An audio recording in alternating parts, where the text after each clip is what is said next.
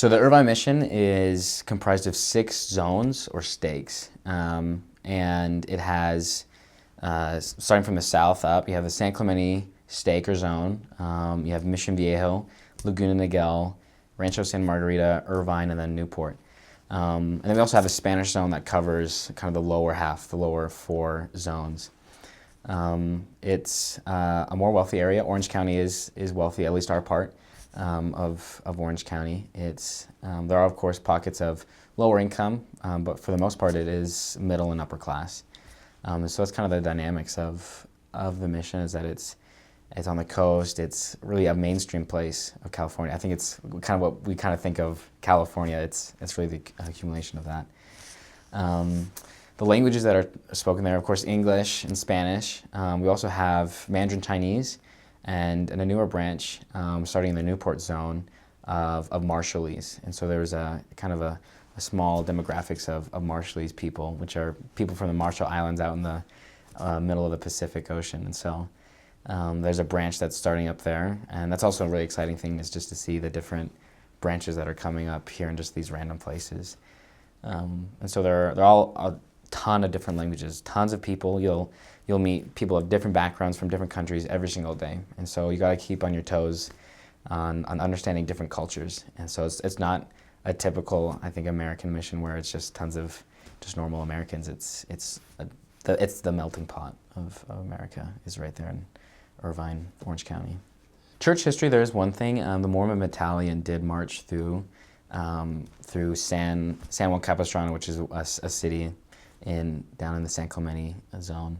So they march through there. In fact, every year there's a parade that celebrates that, and the members will come to that. And it's a good missionary opportunity, as the non-members there during the parade will learn about the Mormon Battalion.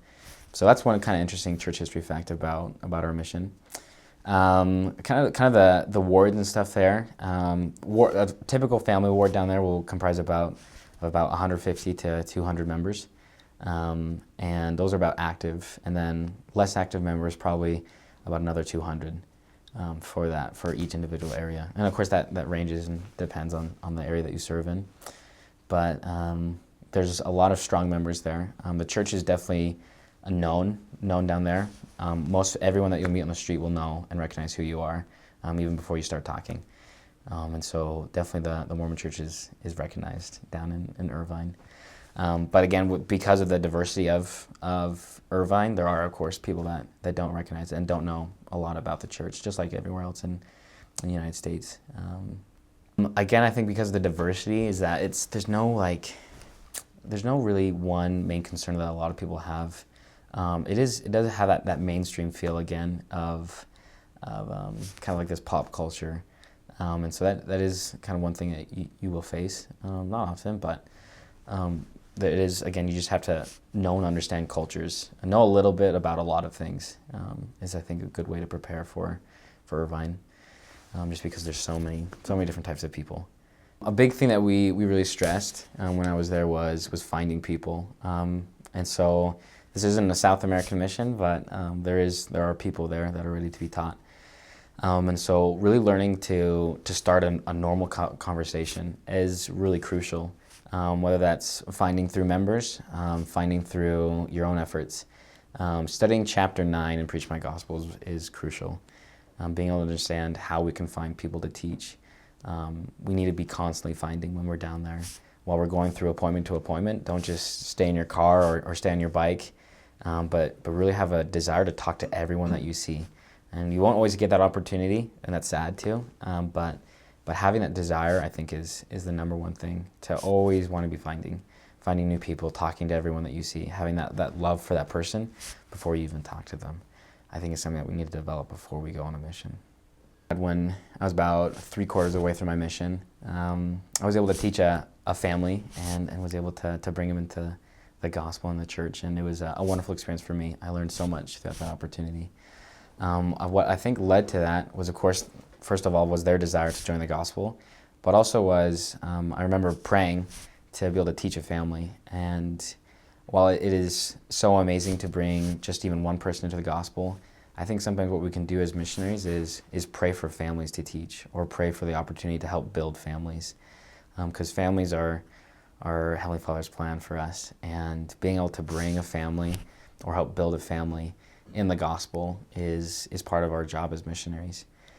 And so I think praying for specific opportunities, praying for specific people is a habit that I think did lead to success in the Irvine mission. And I was able to see that through this family that I was able to teach.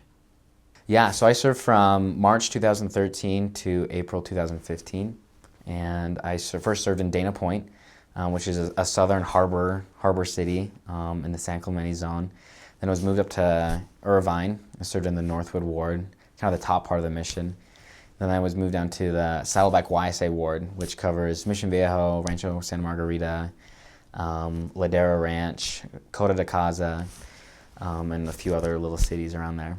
Then I was moved to a newer city called Aliso Viejo, which is kind of in the dead center, kind of the heart of the Irvine mission. And that was kind of an interesting dynamic too. A lot of apartment complexes, things like that. And that was actually a great finding opportunity, great finding place. And then for my last area, I was actually moved back down to Dana Point. And that was a really fun experience, being able to finish my mission in the place that I started. And so it was fun to be around people that I had already met when I was a young missionary and was able to finish off. And so that's kind of the cities that I served in. Nathan Larson was my favorite son, yeah. Was that good? There you go.